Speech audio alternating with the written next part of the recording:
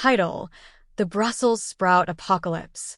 In the year 2124, the unthinkable happened. Brussels sprouts became the only edible vegetable on the planet. It all started with an epic agricultural blunder involving overzealous genetic modification, a few careless scientists, and an unfortunate lab mishap involving mutant fungi. One by one, every vegetable, from carrots to kale, succumbed to the mysterious blight. Every vegetable, that is, except for Brussels sprouts. For reasons unknown, Brussels sprouts were the only survivors of this vegetal apocalypse. The world, now faced with a leafy green monopoly, descended into chaos. The United Nations quickly convened an emergency summit, hilariously dubbed the Sprout Summit, where world leaders, chefs, and nutritionists desperately brainstormed ways to make Brussels sprouts palatable to billions. As humanity grappled with the grim reality of sprout domination, culinary innovation reached new heights. Brussels sprout smoothies became a breakfast staple, often disguised with copious amounts of chocolate syrup, and sprout-stuffed pastries were hailed as the new cronut.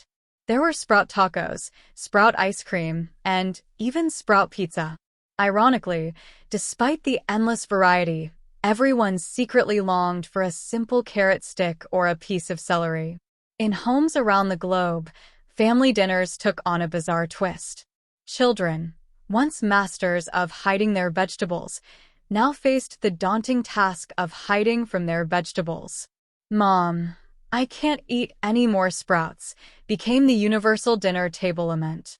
Parents tried everything from sprout bribes to sprout negotiations, but there was no escaping the omnipresent green menace.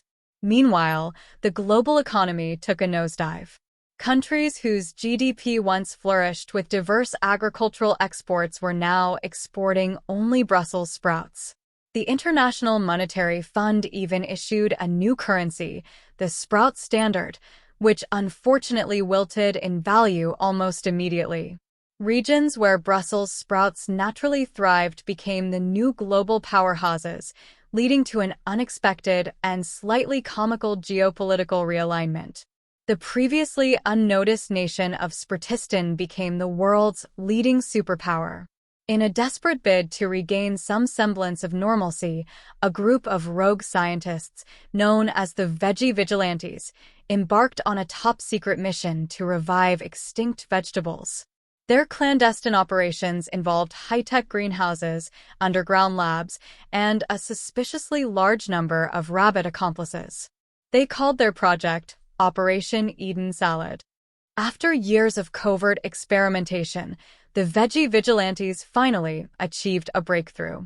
The first successful crop of genetically revived tomatoes, cucumbers, and lettuce was harvested in a hidden garden deep within the Swiss Alps. The news spread like wildfire, and soon, the world's black market was flooded with contraband salads. The authorities, in a fit of desperation, launched a series of comically inept raids on underground farmers' markets.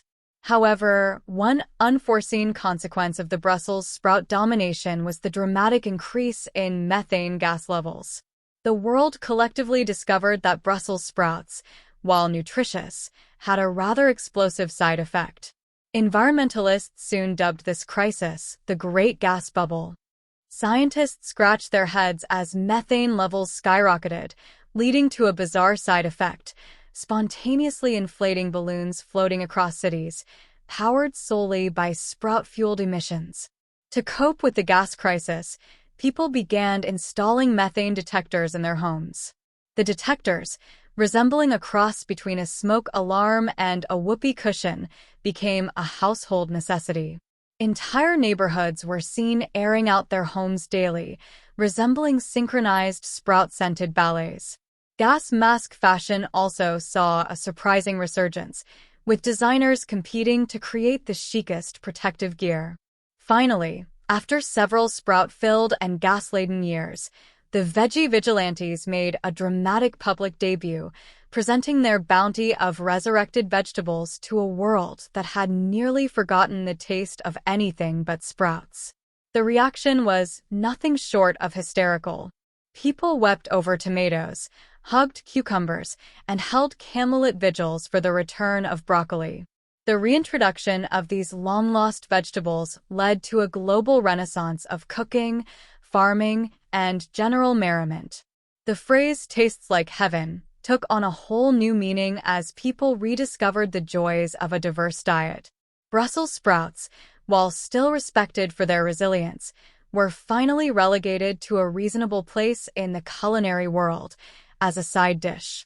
In the end, humanity learned an important lesson about the value of agricultural diversity, the perils of monoculture, and the undeniable fact that too much of a good thing is, well, just too much. And so, with a collective sigh of relief and a hearty helping of carrot cake, the world moved on from the Brussels sprout apocalypse, a little wiser, a lot more grateful for every bite of their varied and delicious diets, and ever so thankful for the return of fresh air.